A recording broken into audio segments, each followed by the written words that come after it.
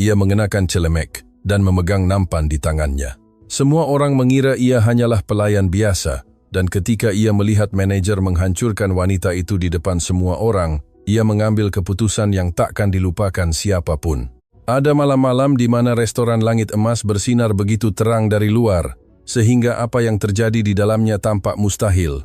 Lampu kristal memancarkan cahaya lembut di atas taplak meja putih. Suara sendok garpu yang halus, tawa yang terkontrol, dan musik latar menciptakan ilusi sempurna. Sebuah tempat di mana segalanya baik-baik saja, di mana segalanya elegan, di mana segalanya teratur. Namun ilusi, cepat atau lambat, akan hancur. Dan malam itu, ilusi Langit Emas akan segera menjadi berkeping-keping. Sebastian Ardiansyah telah berdiri lebih dari 2 jam. Kakinya tidak terbiasa dengan itu. Selama bertahun-tahun, ia adalah pria yang duduk di balik meja, yang mengambil keputusan, yang menandatangani kontrak, pemilik grup Ardiansyah, salah satu korporasi gastronomi paling penting di wilayah tersebut, dengan restoran di beberapa kota, dan nama yang membuka pintu di mana orang lain bahkan hampir tidak bisa menyentuhnya. Namun malam itu Sebastian bukan pemilik apapun. Malam itu ia hanyalah seorang pelayan. Ia mengenakan celemek yang pas, nampan di tangan, rambut sedikit acak-acakan agar tidak terlihat terlalu rapi. Tidak ada yang mengenalinya, baik pelanggan yang pernah makan malam dengannya dalam konteks lain, maupun karyawan yang mungkin pernah melihat fotonya di buletin korporat. Di tempat itu, di antara meja-meja dan nampan, Sebastian tidak terlihat, dan itulah yang ia butuhkan. Beberapa minggu sebelumnya, mitranya, Erlangga Pratama, telah memberinya laporan keuangan Langit Emas yang tidak sesuai. Angka-angka menunjukkan keuntungan yang stabil, tetapi keluhan pelanggan meningkat secara diam-diam. Komentar di platform digital menyebutkan suasana tegang, karyawan yang berhenti tanpa penjelasan, perputaran karyawan yang tidak masuk akal di restoran yang di atas kertas berjalan dengan baik. Erlangga mengatakan kepadanya bahwa itu mungkin masalah kecil, bahwa tidak ada gunanya pemilik terlibat secara pribadi. Tetapi sesuatu dalam insting Sebastian mengatakan sebaliknya, dan insting itu, yang telah menyelamatkannya dari keputusan buruk lebih dari sekali dalam hidupnya, tidak pernah mengecewakannya. Pada jam pertama, Sebastian melihatnya untuk pertama kali. Vania Maharani melintasi aula dengan nampan berisi penuh, seolah tidak berat sama sekali. Gerakannya tepat, tanpa terburu-buru, tetapi tanpa henti. Ia melayani setiap meja dengan perhatian yang tidak dibuat-buat, melainkan tulus. Ia mengingat nama-nama pelanggan tetap. Ia mengantisipasi apa yang mereka butuhkan sebelum mereka memintanya. Ia tersenyum dengan cara yang tidak berasal dari pelatihan, melainkan dari tempat yang lebih dalam. Sebastian mengamatinya cukup lama tanpa ia sadari. Ada sesuatu pada wanita itu yang tidak sesuai dengan suasana, bukan karena ia berbeda dari yang lain, melainkan karena ia terlalu baik untuk tempat di mana perlahan-lahan Sebastian menemukan bahwa ada sesuatu yang tidak beres. Tono, pelayan lain yang bertugas, mendekati Sebastian dengan sembunyi-sembunyi saat membersihkan meja di dekatnya. "Hei," katanya pelan, tanpa menatapnya. "Selamat datang di shift malam. Satu saran, lakukan pekerjaanmu. Jangan bertanya apa-apa. Dan ketika Rio dekat, lebih baik jangan bernapas terlalu keras." Sebastian menatapnya dengan tenang. "Rio?" Tono sedikit mengangkat pandangannya ke arah sosok yang melintasi aula di belakang. Seorang pria bertubuh tegap, berjas rapi, dan ekspresi yang seolah dirancang untuk mengintimidasi. Ia berjalan di antara meja-meja seolah seluruh restoran miliknya, seolah setiap orang di sana, karyawan atau pelanggan, ada hanya untuk melayaninya. Rio Suryo, manajer Langit Emas. Sebastian telah merekrutnya beberapa waktu lalu berdasarkan rekomendasi dari Erlangga. Angka-angka telah meningkat dalam beberapa bulan pertama di bawah manajemennya, tetapi Sebastian tahu betul bahwa angka tidak selalu menceritakan keseluruhan cerita. Apakah begitu sulit bekerja dengannya? Tanya Sebastian berpura-pura penasaran. Tono tertawa kecil tanpa humor. "Sulit itu terlalu ringan, tapi jika kamu ingin mempertahankan pekerjaanmu, lebih baik diam." Ia berhenti dan melihat ke arah Vania. "Terutama malam ini. Ada sesuatu di udara yang tidak aku suka." Sebelum Sebastian bisa bertanya lebih banyak, Tono sudah menjauh. Badai datang tanpa peringatan. Saat itu adalah jam-jam tersibuk malam itu. Setiap meja terisi penuh. Suara di aula adalah gumaman konstan percakapan dan tawa. Segalanya tampak berjalan normal, sampai Rio Suryo berhenti mendadak di tengah aula. Matanya menemukan Vania, yang saat itu mendekati sebuah meja dengan 2 piring di tangan. Sesuatu dalam ekspresi manajer berubah, menegang, mengeras, dan apa yang terjadi selanjutnya membuat Sebastian terdiam. "Vania." Suara Rio memotong gumaman di aula seperti pisau. Ia berhenti, berbalik ke arahnya dengan tenang, meskipun Sebastian melihat bahunya menegang sesaat. "Katakan, Bapak Rio, bisakah kamu jelaskan apa ini?" Rio mengambil tablet yang dibawanya di bawah lengannya dan memutarnya ke arahnya dengan kasar. Itu adalah keluhan, pesan dari pelanggan beberapa hari yang lalu yang berbicara tentang kesalahan dalam pesanannya. Vania menatap layar, ekspresinya tidak berubah. Pelanggan itu meminta modifikasi pada hidangannya setelah saya mengirim pesanan. Saya menjelaskan bahwa saya akan melakukan yang terbaik, tetapi pada saat itu sulit untuk memodifikasinya. Dia mengerti pada saat itu, dan tidak ada. "Bukan versimu," Rio menyela, meninggikan suaranya cukup keras sehingga meja-meja di dekatnya mulai menoleh. "Yang menarik bagiku adalah bahwa kesalahan-kesalahan semacam ini tidak terjadi. Atau apakah kamu perlu aku jelaskan bagaimana melakukan pekerjaanmu?" Aula menjadi sunyi, percakapan mereda, pandangan teralih ke tengah aula, di mana seorang wanita memegang 2 piring di tangannya, dan seorang pria berjas berbicara kepadanya seolah ia tidak berharga sama sekali. Vania tidak langsung menundukkan kepala. Sebastian melihatnya.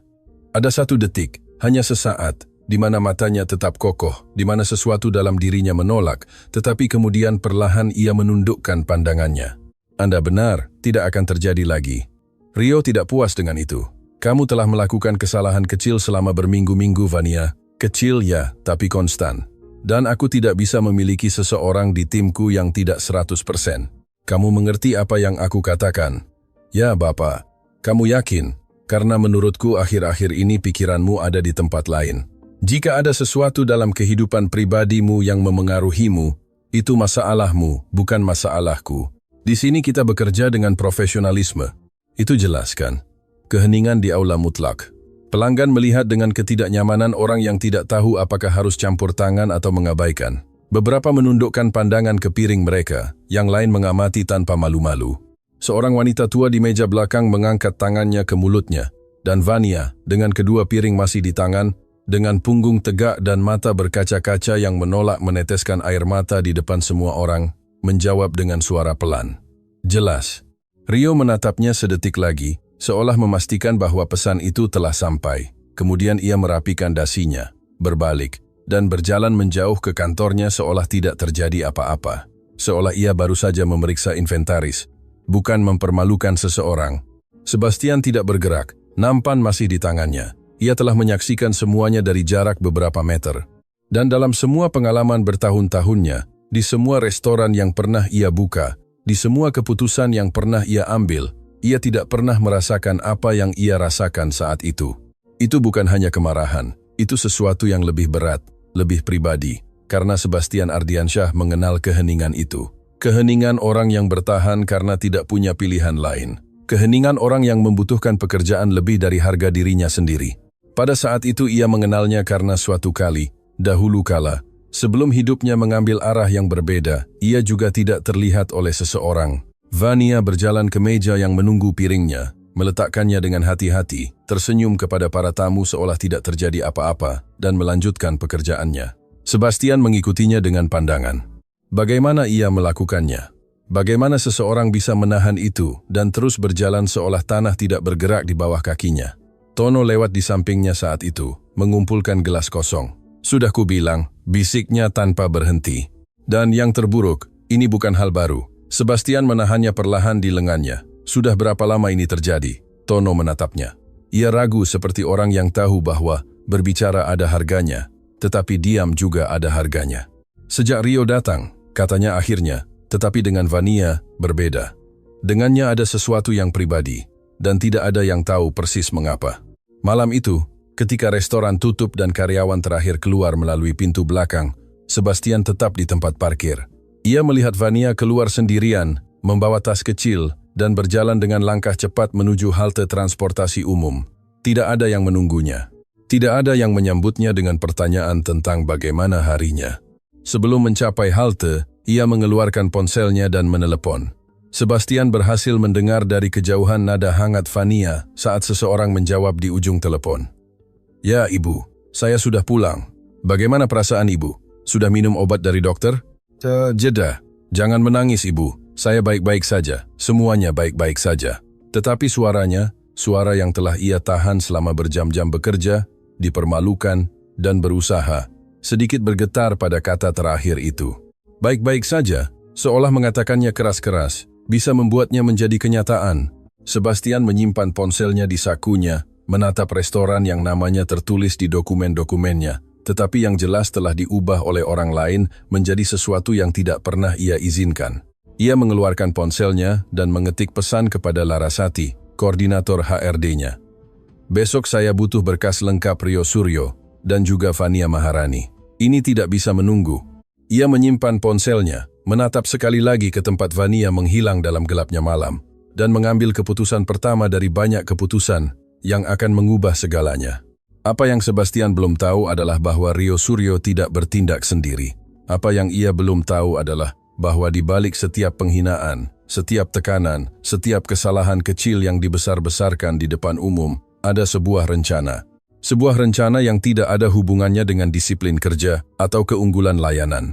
Sebuah rencana yang melibatkan seseorang yang jauh lebih dekat dengan Sebastian daripada yang bisa ia bayangkan dan yang namanya sejauh ini belum muncul. Ada jenis kelelahan yang tidak bisa hilang dengan tidur. Vania mengenalnya dengan baik. Itu adalah kelelahan yang meresap ke tulang, ketika seseorang terlalu lama memikul beban yang lebih berat daripada yang seharusnya dipikul sendiri oleh siapapun. Itu adalah kelelahan tersenyum ketika di dalam ada sesuatu yang sakit, menjawab, "Aku baik-baik saja," ketika kenyataannya justru sebaliknya. Pulang ke rumah setelah malam seperti itu, berdiri di depan cermin kamar mandi dan bertanya sampai kapan. Malam itu, Vania tidak melihat dirinya di cermin. Ia masuk perlahan agar tidak membangunkan siapapun, meletakkan tasnya di samping pintu dan langsung memeriksa ibunya. Ibu Amira tidur dengan susah payah, seperti biasa. Napasnya adalah suara tipis, rapuh, yang Vania pelajari untuk mendengarnya dengan telinga orang yang tahu bahwa suara itu bisa berubah kapan saja. Di atas meja nakas ada botol obat, teko air, dan tasbih yang ibunya tidak lepaskan bahkan saat tidur. Vania merapikan selimut dengan hati-hati, menyentuh keningnya, mencium lembut rambutnya. "Semuanya akan baik-baik saja, Ibu," bisiknya, meskipun Ibu Amira tidak bisa mendengarnya. Atau mungkin ya, karena pada saat itu tangan ibunya yang keriput mencari tangannya di antara spray dan menggenggamnya tanpa membuka mata, seolah bahkan dalam tidur ia tahu bahwa putrinya membutuhkan sentuhan itu. Vania menutup mata, menarik napas dalam-dalam, dan bertahan. Beberapa kilometer dari sana, di lantai korporat grup Ardiansyah, Larasati masih terjaga di depan komputernya. Pesan Sebastian datang terlambat, tetapi ia segera membacanya. Ia mengenal nada itu dengan baik. Ketika bosnya meminta sesuatu tanpa bisa menunggu, itu bukan sekadar perkataan. Itu adalah sinyal bahwa ada sesuatu yang tidak beres. Dan Larasati, yang telah bekerja dengannya selama bertahun-tahun, tahu membaca di antara baris-baris lebih baik dari siapapun. Ia membuka berkas Rio Suryo. Pada awalnya semuanya tampak teratur. Rekam jejak kerja yang solid, referensi positif, hasil keuangan yang membenarkan posisinya. Tetapi Larasati bukanlah orang yang puas dengan lapisan pertama dari apapun. Ia terus mencari dan kemudian menemukan sesuatu. Sebuah pengunduran diri beberapa bulan lalu, seorang karyawan langit emas yang telah berhenti kerja secara tiba-tiba dan yang ketika dihubungi untuk survei internal rutin, tidak menanggapi. Kemudian ada lagi, lalu satu lagi. Semuanya dalam periode waktu yang relatif singkat, semuanya dari shift yang sama. Larasati mengerutkan kening, ia membuka berkas Vania Maharani. Bertahun-tahun bekerja di restoran, evaluasi yang luar biasa, pengakuan internal, 0 teguran dalam seluruh rekam jejaknya, sampai Rio Suryo tiba di langit emas. Sejak saat itu, berkas Vania mulai dipenuhi dengan catatan kecil, teguran-teguran kecil, laporan ketidaksesuaian dalam layanan. Semuanya ditandatangani oleh Rio, semuanya ditulis dengan bahasa teknis yang terdengar objektif, tetapi Larasati dengan pengalamannya segera mengenalinya sebagai sesuatu yang berbeda. Itu bukan laporan kinerja, itu adalah dokumen yang dibangun dengan tujuan. Larasati bersandar di kursinya dan menatap langit-langit. Ia menulis jawabannya kepada Sebastian. "Saya punya yang Anda minta, tetapi ada hal-hal di sini yang perlu Anda lihat secara langsung. Besok pagi." Sebastian tidak tidur nyenyak. Ia terbangun sebelum fajar dengan kegelisahan yang datang ketika pikirannya memproses hal-hal yang belum ia pahami secara sadar. Ia membuat kopi, duduk di dekat jendela apartemennya, dan melihat kota bangun. Ia memikirkan Vania. Ia memikirkan momen ketika Rio berbicara kepadanya di depan semua pelanggan. Bagaimana ia memegang piring tanpa gemetar, bagaimana ia bertahan, dan kemudian ia memikirkan apa yang ia dengar di tempat parkir. Suara yang bergetar dalam satu kata ketika ia pikir tidak ada yang mendengarnya. Semuanya baik-baik saja. Berapa kali ia mengucapkan kalimat itu tanpa itu benar. Sebastian mengenal kebohongan itu dengan sangat baik. Itu adalah kebohongan yang diceritakan seseorang kepada diri sendiri untuk bisa terus maju. Sama seperti yang ia ulang selama bertahun-tahun di masa lalu, ketika dunia tampak terlalu besar baginya dan ia terlalu kecil untuk menghadapinya.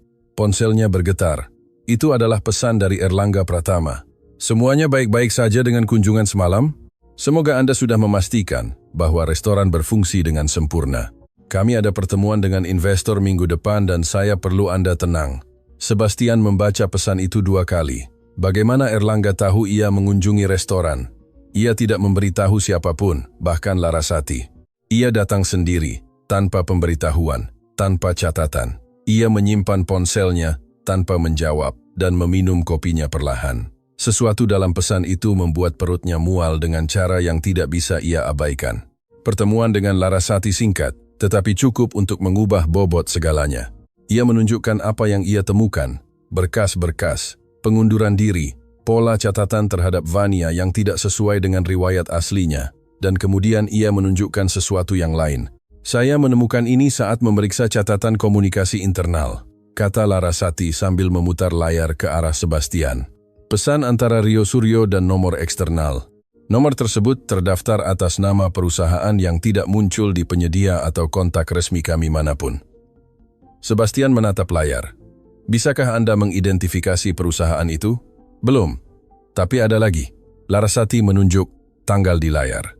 Pesan pertama antara Rio dan nomor eksternal itu dikirim 2 hari setelah Anda merekrut Rio, seolah seseorang tahu persis kapan ia mulai bekerja. Keheningan di antara keduanya pekat. Siapa lagi yang tahu bahwa saya merekrut Rio pada tanggal itu?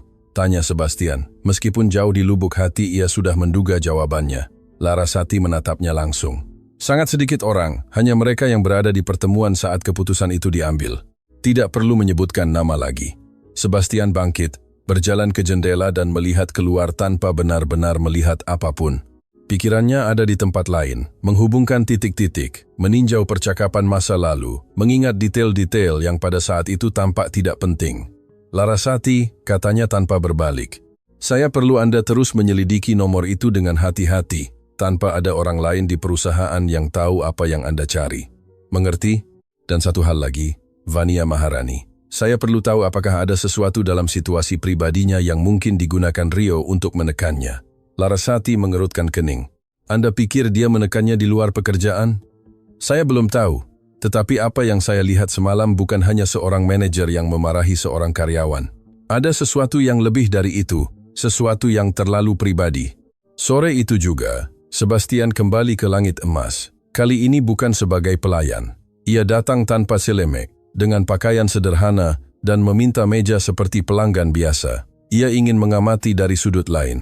Ia ingin melihat bagaimana tempat itu berfungsi di siang hari, ketika suasana berbeda dan kewaspadaan bisa lebih rendah. Apa yang ia lihat membenarkan segalanya. Layanan di meja yang dilayani Vania sangat baik. Pelanggan tersenyum, berbicara dengannya. Beberapa bahkan memanggilnya dengan namanya. Ada kehangatan tulus dalam setiap interaksi yang tidak bisa diajarkan oleh buku panduan pelatihan manapun. Itu adalah anugerah alami, koneksi nyata dengan orang-orang. Namun setiap kali Rio melintasi aula, ada sesuatu yang berubah. Karyawan menegang, percakapan mereda, gerakan menjadi lebih kaku, lebih mekanis, seolah kehadiran Rio saja mengubah tempat itu menjadi sesuatu yang berbeda. Dan Vania, meskipun terus bekerja dengan dedikasi yang sama, menghindari bertemu dengannya. Ia menghindarinya dengan keterampilan yang hanya berkembang setelah banyak latihan, setelah banyak hari belajar bertahan di tempat di mana seseorang memiliki kekuatan untuk membuatmu merasa kecil hanya dengan menatapmu. Sebastian memesan kopi yang tidak ia minum. Tono lewat di dekat mejanya mengambil pesanan dan mengenalinya. Matanya sedikit terbuka sesaat sebelum ia mengendalikannya sendiri. Sebastian diam-diam mengangkat tangan memintanya tenang. Tono mengangguk hampir tak terlihat dan melanjutkan jalannya. Beberapa menit kemudian, sambil berpura-pura memeriksa ponselnya, Sebastian merasakan seseorang meletakkan sesuatu yang terlipat di bawah serbetnya. Ia tidak menoleh. Ia menunggu orang itu menjauh dan kemudian dengan tenang mengambil kertas kecil itu. Itu adalah tulisan tangan Tono. Hanya beberapa baris. Vania datang sambil menangis pagi ini sebelum buka. Ibunya sakit parah semalam. Dia tidak mengatakan apa-apa kepada siapapun, hanya mulai bekerja. Rio datang 1 jam kemudian, dan hal pertama yang dia lakukan adalah memanggilnya ke kantor. Saya tidak tahu apa yang dia katakan di dalam. Ketika dia keluar, matanya merah. Dia butuh bantuan, tapi takut kehilangan pekerjaan jika bicara. Sebastian melipat kertas itu perlahan, menarik napas, dan merasakan sesuatu yang sudah lama tidak ia rasakan. Itu bukan hanya kemarahan atau tanggung jawab korporat, itu sesuatu yang lebih tua, lebih manusiawi. Itu adalah jenis keberanian yang lahir ketika seseorang melihat orang lain dihancurkan oleh keadaan yang tidak layak ia terima dan memutuskan bahwa ia tidak bisa terus melihat tanpa bertindak. Apa yang terjadi selanjutnya tidak direncanakan. Rio keluar dari kantornya dan melintasi aula menuju dapur. Ia melewati meja Sebastian tanpa mengenalinya. Dengan tatapan orang yang tidak melihat orang lain melainkan rintangan, Sebastian memanggilnya. Permisi. Rio berhenti. Ia berbalik dengan ekspresi orang yang akan mengabaikan pelanggan dan kemudian memutuskan untuk tidak melakukannya. Ada yang bisa saya bantu? Saya ingin mengucapkan selamat, kata Sebastian dengan tenang. Layanan di sini sangat bagus, terutama pelayan yang melayani meja saya barusan. Rio tersenyum. Itu adalah senyum yang diperhitungkan, sesuai buku pedoman. Kami berusaha untuk memiliki standar terbaik, terlihat sekali. Sebastian menatapnya tajam. Terlihat siapa yang benar-benar bekerja dan siapa yang hanya mengelola pekerjaan orang lain. Sesuatu dalam nada suara itu membuat Rio berkedip. Itu bukan penghinaan langsung, tetapi juga bukan pujian murni. Ada sesuatu dalam kata-kata itu yang tidak sepenuhnya sesuai. Terima kasih atas komentar Anda, kata Rio, dan melanjutkan jalannya. Tetapi Sebastian melihat sesuatu sebelum ia menjauh. Sepersekian detik gerakan kecil, hampir tak terlihat. Rio telah melihat ke arah pintu masuk restoran dengan ekspresi yang bukan otoritas atau ketidaknyamanan, melainkan kewaspadaan, seperti orang yang menunggu sesuatu atau seseorang. Sore itu, saat Sebastian keluar dari restoran, ponselnya berdering. Itu Larasati. Saya menemukan sesuatu, katanya tanpa basa-basi. Nomor eksternal yang Rio gunakan untuk berkomunikasi, terhubung dengan perusahaan konsultan yang baru saja didaftarkan, tanpa riwayat, tanpa klien publik, tanpa kehadiran nyata. Dan nama pendaftarannya muncul di arsip korporat kita sendiri, Sebastian. Ia berhenti di trotoar. Siapa dia? Jeda singkat. Jenis jeda yang mendahului kata-kata yang mengubah segalanya. Seseorang yang Anda kenal sangat baik. Matahari sore menyinari kota dengan cahaya keemasan yang membuat segalanya tampak tenang, yang membuat segalanya tampak teratur, tetapi tidak ada yang teratur. Dan Sebastian mengetahuinya pada saat itu dengan kejelasan yang membuatnya merinding. Apa yang dimulai sebagai kunjungan inspeksi ke restoran baru saja menjadi sesuatu yang jauh lebih besar, jauh lebih gelap, dan jauh lebih pribadi dari yang pernah ia bayangkan. Ada hal-hal yang tidak pernah Vania ceritakan di tempat kerja, bukan karena ia pendiam, tetapi karena ia telah belajar seiring waktu dan rasa sakit bahwa menunjukkan kerentanan di tempat-tempat tertentu seperti membuka pintu yang akan dimanfaatkan beberapa orang untuk masuk dan menghancurkan segalanya dari dalam. Jadi ia tersenyum, bekerja, bertahan, dan menyimpan pertempurannya untuk ketika ia sampai di rumah. Pagi itu, sebelum langit emas membuka pintunya, Vania tiba dengan mata yang lelah setelah malam tanpa tidur. Ibu Amira mengalami krisis setelah tengah malam. Demam tinggi, kesulitan bernapas, momen-momen yang membuat hati seorang putri membeku dan mengingatkan dengan kejam bahwa waktu bersama orang yang kita cintai tidak tak terbatas. Mereka menghabiskan berjam-jam di ruang gawat darurat Klinik Sehat Sentosa, sebuah institusi publik yang berbau desinfektan dan harapan yang memudar. Dokter menstabilkannya sebelum fajar, menyesuaikan obat-obatannya, merekomendasikan istirahat total. Vania membayar sebisanya, menandatangani apa yang diminta, dan ketika ia keluar ke tempat parkir rumah sakit, sendirian, dengan matahari pertama hari itu menyinari wajahnya, ia membiarkan dirinya menangis persis 3 menit. 3 menit, tidak lebih, karena ia harus pergi bekerja. Rio memanggilnya ke kantornya sebelum shift pertama dimulai. Vania masuk dengan punggung tegak dan tatapan tenang. Itu adalah keterampilan yang telah ia sempurnakan selama berbulan-bulan. Masuk ke ruangan itu tanpa membiarkan Rio melihat apa yang ia bawa di dalam. Kantor Rio kecil, tetapi dihiasi dengan presisi terukur dari orang yang membutuhkan orang lain untuk merasakan otoritasnya begitu mereka melangkah masuk. Ijazah di dinding. Tanaman yang dipangkas dengan sempurna. Meja tanpa sehelai kertas pun yang salah tempat. Rio tidak mengundangnya untuk duduk. Saya mengadakan pertemuan dengan pemilik akun korporat yang makan malam di sini minggu lalu. Ia memulai tanpa menatapnya langsung. Memeriksa dokumen seolah percakapan itu adalah formalitas kecil. Mereka mengeluh tentang layanan, khususnya perhatian Anda. Vania tidak langsung menjawab. Bisakah saya tahu di mana layanan saya salah? Mereka bilang Anda membuat mereka menunggu terlalu lama di antara hidangan. Malam itu ada keterlambatan di dapur. Semua pelayan memiliki waktu tunggu yang sama. Anda bisa memverifikasinya dengan catatan sistem. Rio mengangkat pandangannya untuk pertama kali. Ada sesuatu dalam tatapannya yang bukan otoritas dingin seorang manajer. Itu adalah sesuatu yang lebih kecil, lebih gelap.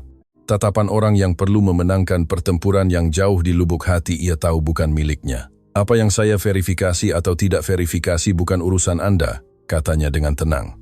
Yang menjadi urusan Anda adalah ini adalah keluhan ketiga terkait Anda dalam beberapa minggu dan saya memiliki kewajiban untuk mendokumentasikannya. Bapak Rio, dengan segala hormat, keluhan-keluhan itu tidak mencerminkan Rio memotongnya dan kali ini suaranya merendah dengan cara yang lebih mengancam daripada teriakan. Anda memiliki situasi di rumah yang rumit. Saya mengerti itu, tetapi itu bukan masalah saya atau masalah restoran. Jika Anda tidak bisa bekerja 100%, mungkin Anda harus mempertimbangkan apakah tempat ini masih untuk Anda. Keheningan yang mengikuti seperti tamparan tanpa tangan. Vania menatapnya. Ia membalas tatapan itu dengan kepercayaan diri artifisial dari orang yang tahu ia memiliki kekuasaan dan tidak berniat melepaskannya. Hanya itu? Tanyanya. Untuk saat ini. Vania keluar dari kantor, menutup pintu dengan lembut, bersandar sesaat ke dinding koridor, di luar pandangan semua orang, menutup mata, menghitung sampai 5 dan kembali bekerja. Apa yang Rio tidak tahu, apa yang tidak ada seorang pun di langit emas tahu, adalah apa yang Vania lakukan ketika ia pulang ke rumah setelah setiap shift. Saat ibunya tidur, Vania membuka laptop lama dengan layar tergores dan keyboard yang kehilangan satu tombol dan belajar. Ia telah melakukannya selama bertahun-tahun. Administrasi bisnis, manajemen restoran, keuangan dasar, layanan pelanggan tingkat tinggi, kursus online gratis yang ia ikuti, sertifikasi yang ia dapatkan dengan usaha sendiri, catatan tulisan tangan di buku-buku catatan yang ia simpan rapi di bawah tempat tidurnya, seolah-olah itu adalah harta karun. Ia tidak memberitahu siapapun, bukan karena malu, tetapi karena di dunia tempat ia tinggal, mengatakan, saya sedang belajar untuk sesuatu yang lebih baik, berarti mengekspos diri pada dua hal yang sama-sama sulit untuk dipikul. Ejekan dari mereka yang tidak percaya padanya, atau harapan dari mereka yang percaya dan kemudian bisa kecewa. Ia lebih suka membangun dalam diam. Tetapi ada lagi. Vania memiliki sesuatu yang sangat sedikit orang di sekitarnya sadari, kemampuan yang hampir naluriah untuk membaca ruang, untuk masuk ke aula, dan dalam hitungan detik mengetahui apa yang dibutuhkan setiap meja, apa yang berfungsi, dan apa yang akan gagal. Itu bukan hanya intuisi, itu adalah analisis, itu adalah pengamatan yang dilatih selama bertahun-tahun bekerja yang telah ia ubah menjadi pengetahuan nyata. Lebih dari sekali ia telah mengidentifikasi masalah operasional di restoran sebelum menjadi krisis. Suatu kali ia menata ulang aliran layanan secara mental selama malam ramai dan menyarankannya kepada koki senior, yang menerapkannya tanpa mengetahui bahwa ide itu darinya. Hasilnya adalah malam tanpa hambatan di hari yang mengancam akan menjadi bencana. Rio tidak pernah tahu bahwa itu adalah idenya. Tidak ada yang memberitahunya, dan Vania tidak mengklaimnya. Sebastian tiba pagi itu di langit emas sebelum buka, bukan sebagai pelayan, bukan sebagai pelanggan, tetapi melalui pintu belakang dengan Larasati di sampingnya. Dan keputusan yang telah ia ambil setelah semalaman menganalisis dan berdiskusi yang berlangsung hingga hampir subuh. Larasati telah mengkonfirmasi apa yang mereka duga. Perusahaan fiktif yang terkait dengan nomor Rio terdaftar atas nama seorang perantara, tetapi jejak keuangan secara tidak langsung, tetapi cukup jelas, mengarah ke satu orang. Erlangga Pratama, Mitranya, pria yang merekomendasikan Rio, pria yang sama, yang telah mengatakan kepadanya bahwa tidak perlu menyelidiki, pria yang sama yang pagi itu mengiriminya pesan, menanyakan tentang kunjungan yang seharusnya tidak ada yang tahu telah terjadi. Sebastian belum menghadapi Erlangga. Ia perlu memahami cakupan penuh sebelum bertindak, karena pria seperti Erlangga tidak membuat kesalahan kecil. Jika ia berada di balik semua ini, ada alasan yang lebih besar, sesuatu yang cukup berharga untuk mengambil risiko mengkhianati kemitraan bertahun-tahun. Dan alasan itu, Sebastian belum mengetahuinya. Percakapan dengan Tono terjadi di dapur kosong sebelum staf lainnya tiba. Tono segera mengenalinya. Kali ini ia menegang, tidak nyaman, dengan ekspresi orang yang tidak tahu apakah ia dalam masalah atau akan diselamatkan. "Tenang," kata Sebastian dengan tenang. "Saya tidak datang untuk membuat masalah. Saya datang karena saya perlu memahami apa yang terjadi di sini. Dan Anda adalah orang paling jujur yang pernah saya lihat di tempat ini." Tono menatapnya sejenak. Kemudian ia menghela napas yang telah ia tahan. "Berapa banyak yang ingin Anda ketahui?" "Semuanya." Dan Tono berbicara. Ia berbicara tentang bagaimana Rio datang ke restoran dengan sikap yang pada awalnya tampak hanya menuntut, tetapi seiring waktu terungkap sebagai sesuatu yang berbeda, tuntutan selektif yang selalu menimpa orang yang sama, yang menggunakan berkas sebagai alat tekanan, yang menciptakan situasi di mana karyawan tampak buruk meskipun mereka tidak melakukan kesalahan. Ia berbicara tentang 3 rekan kerja yang telah berhenti dalam diam, tanpa membuat keributan, karena mereka takut apa yang mungkin dikatakan Rio tentang mereka jika mereka berbicara. Ia berbicara tentang Vania. "Dia adalah yang terbaik, yang pernah kami miliki di sini," kata Tono, dan dalam suaranya ada campuran kekaguman dan kesedihan yang tulus. "Pelanggan meminta dia secara khusus. Ada yang datang ke restoran hanya karena mereka tahu dia bekerja, tetapi Rio memperlakukannya seolah dia adalah masalah, bukan solusi. Sejak awal seperti itu dengannya, seolah ada yang menyuruhnya untuk mengeluarkannya." Sebastian memproses kalimat terakhir itu dalam diam, seolah ada yang menyuruhnya untuk mengeluarkannya. "Apakah Anda tahu jika Rio mengetahui sesuatu tentang situasi pribadi Vania? Ibunya, studinya, sesuatu seperti itu?" Tono mengerutkan kening. "Studinya? Anda tidak tahu dia belajar?" "Tidak, dia tidak pernah menyebutkannya." "Dan Rio? Suatu kali saya mendengarnya mengatakan sesuatu kepadanya dengan suara pelan ketika mereka keluar dari kantor, sesuatu seperti bahwa dalam bisnis ini pengalaman tidak cukup jika tidak ada dukungan. Saya tidak begitu mengerti apa maksudnya." Sebastian mengerti. Itu adalah jenis komentar yang tidak mengancam secara langsung, yang tidak meninggalkan bukti, tetapi yang sampai persis di tempat yang seharusnya, agar orang itu merasa posisinya lebih rapuh dari yang ia kira. Larasatilah yang menemukan bagian yang menyatukan semuanya. Saat Sebastian berbicara dengan Tono, ia memeriksa catatan akses ke sistem administrasi restoran dari tablet yang terhubung ke jaringan korporat dan menemukan sesuatu yang tidak mereka duga. Beberapa minggu sebelumnya, seseorang telah mengakses berkas lengkap Vania Maharani dari akun administrator, bukan akun Rio, akun tingkat lebih tinggi, akun yang hanya ada untuk mitra grup Ardiansyah, akun Erlangga Pratama. Larasati memanggil Sebastian ke koridor dan menunjukkan layar tanpa berkata apa-apa. Ia melihatnya. Kemudian ia melihat ke aula, di mana melalui jendela dapur ia bisa melihat Vania tiba di shift dengan tasnya di bahu, menyapa rekan-rekan kerja dengan senyum yang tidak mengungkapkan apapun yang ia bawa. "Erlangga memeriksa berkasnya," kata Sebastian dengan suara pelan. "Mengapa? Bukan hanya itu," jawab Larasati. "Saya menemukan bahwa pada hari yang sama Erlangga mengakses berkas itu, Rio mencatat catatan negatif pertama terhadap Vania. Hari yang sama, Sebastian, dengan selisih beberapa jam. Koridor terasa lebih kecil tiba-tiba. Mereka sedang membangun kasus untuk memecatnya," katanya. "Ya, tetapi pertanyaannya adalah, mengapa? Apa yang ada pada Vania sehingga mereka sangat ingin mengeluarkannya dari sini?" Itu adalah pertanyaan yang tepat, dan Sebastian masih belum punya jawabannya. Sore itu, ketika layanan berada pada puncaknya, dan aula penuh dengan pelanggan, sesuatu yang tidak direncanakan terjadi. Salah satu meja korporat terpenting di restoran, sebuah akun yang mewakili bagian signifikan dari pendapatan bulanan, mengalami insiden.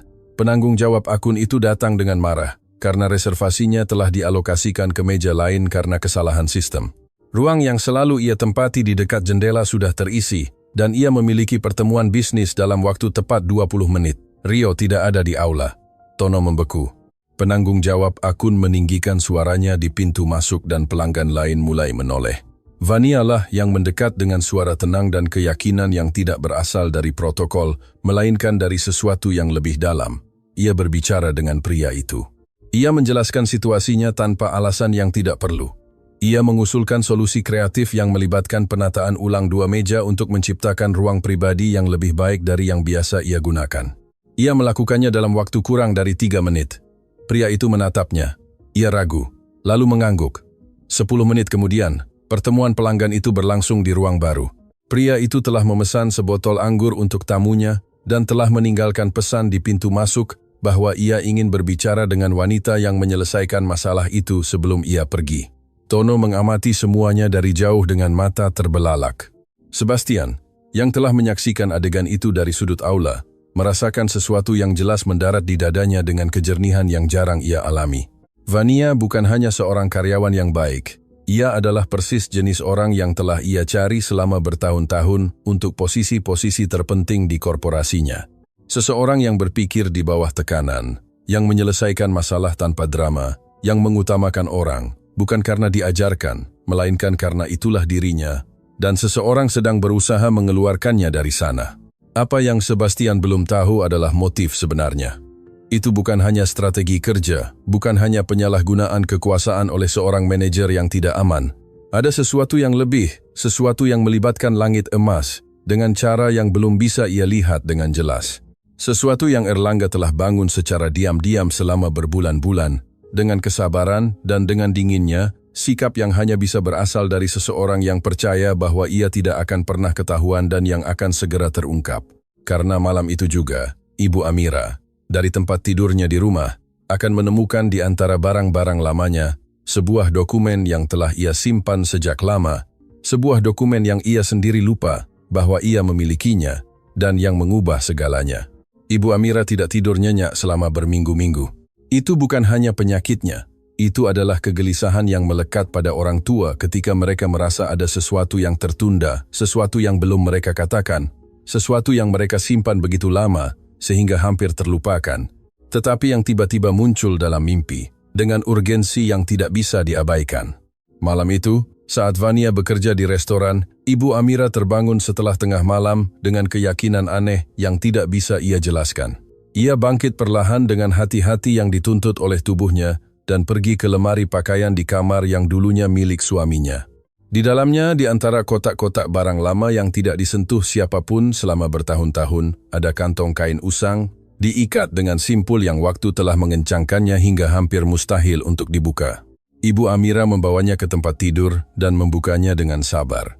Di dalamnya ada surat-surat, foto-foto, dan amplop tebal dengan nama suaminya yang ditulis tangan. Markum Maharani, ayah Vania, seorang pria yang meninggal ketika Vania masih terlalu kecil untuk memiliki kenangan yang jelas tentangnya. Seorang pria yang jarang Ibu Amira bicarakan, bukan karena kurangnya cinta, tetapi karena rasa sakit kehilangan tertentu tidak menjadi lebih mudah seiring waktu, hanya menjadi lebih sunyi. Ibu Amira membuka amplop dengan tangan gemetar, dan ketika ia membaca apa yang ada di dalamnya, ia benar-benar terdiam. Vania pulang larut malam dan menemukan ibunya terjaga, duduk di tempat tidur dengan lampu menyala dan amplop itu di tangannya. "Ibu, kenapa belum tidur? Kita sudah bicara tentang duduklah, nak." Nada suara Ibu Amira bukan karena sakit atau kelemahan. Itu adalah nada suara wanita yang telah memikul rahasia terlalu lama dan telah memutuskan bahwa mereka tidak bisa terus melakukannya. Vania duduk di tepi tempat tidur. "Ada apa?" Ibu Amira mengulurkan amplop itu tanpa berkata apa-apa. Vania mengambilnya, membukanya, mengeluarkan dokumen-dokumen itu dengan hati-hati, seolah ia menduga bahwa apa yang akan ia baca tidak akan meninggalkannya seperti sebelumnya. Kertas pertama adalah kontrak bertanggal bertahun-tahun yang lalu dengan kop surat grup Ardiansyah di bagian atas. Vania mengerutkan kening, membaca dalam diam. Matanya bergerak perlahan pada awalnya, lalu lebih cepat, dan kemudian berhenti sepenuhnya pada sebuah paragraf yang ia baca 3 kali. "Ibu," katanya dengan suara pelan. "Apa ini?" Ibu Amira menarik napas dalam-dalam. "Ayahmu bekerja untuk grup Ardiansyah sebelum kamu lahir. Ia seorang akuntan yang sangat baik. Bapak Ardiansyah senior, pendiri grup, sangat mempercayainya. Itu tidak pernah ibu ceritakan.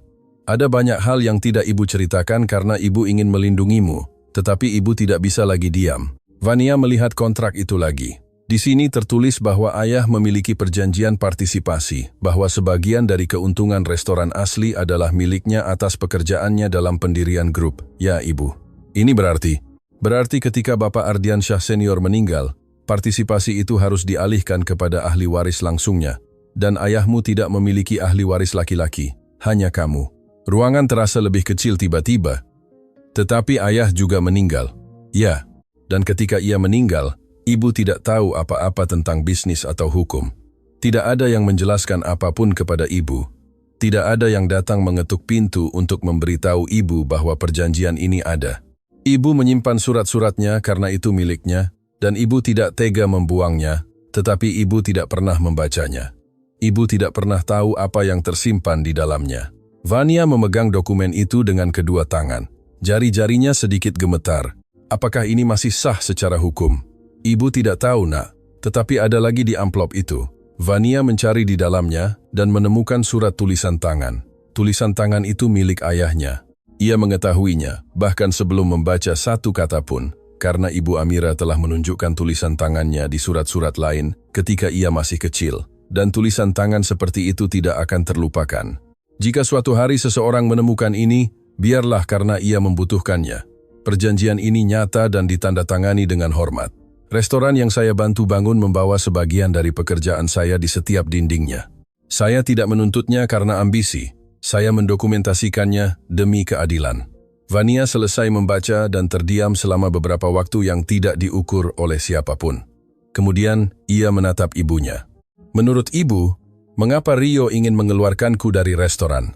Ibu Amira menatapnya dengan kebijaksanaan diam orang yang telah menghubungkan titik-titik sebelum ditanya. Karena seseorang tahu dokumen itu ada dan takut kamu akan menemukannya. Keesokan paginya, Sebastian tiba di kantor grup Ardiansyah lebih awal dari karyawan lain. Larasati sudah ada di sana. Ia menghabiskan sebagian malam memeriksa arsip sejarah grup atas permintaan Sebastian, mencari ketidakberesan dalam catatan pendirian asli bisnis, dan ia menemukan sesuatu yang tidak mereka duga. Catatan kontrak Markum Maharani telah dihapus dari sistem beberapa bulan lalu, kata Larasati sambil menunjukkan layar kepadanya. Tidak dihapus karena kesalahan, dihapus dengan sengaja. Seseorang dengan akses administratif tingkat atas masuk ke arsip sejarah dan menghapus semua referensi ke nama itu. Kapan? Tepat beberapa minggu sebelum Rio mulai membangun berkas negatif terhadap Vania. Sebastian bersandar di meja dengan kedua tangan dan melihat ke lantai sejenak. Segalanya sekarang cocok dengan kejelasan yang menyakitkan. Erlangga tahu tentang kontrak Markum Maharani. Ia mungkin menemukannya saat memeriksa arsip lama selama audit internal dan alih-alih melaporkannya, ia memutuskan untuk menghapusnya. Ia memutuskan bahwa lebih nyaman jika perjanjian itu tidak ada, agar putri akuntan itu tidak pernah tahu apa yang menjadi haknya, dan untuk memastikan bahwa Vania tidak punya waktu atau stabilitas untuk menemukannya, ia meminta Rio untuk menekannya sampai ia mengundurkan diri. Tanpa skandal, tanpa konfrontasi, hanya tekanan diam-diam sampai ia sendiri memutuskan untuk pergi. Itu sangat terhitung, sehingga hampir mengagumkan dalam kekejamannya. Berapa nilai partisipasi itu hari ini? Tanya Sebastian.